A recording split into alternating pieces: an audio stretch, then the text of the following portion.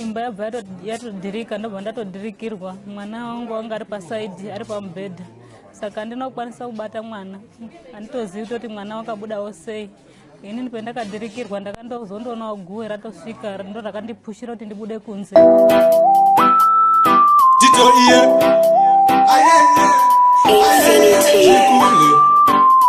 Shimani mani ndakangonzwa iri mhere kushimani mani vaenda semafani imajini rufu rwamumvura mweya kupera uchingonyura ivo baba kumavuma vakushirwa vana kumavuma dzavanerera sezvichidai saikonidai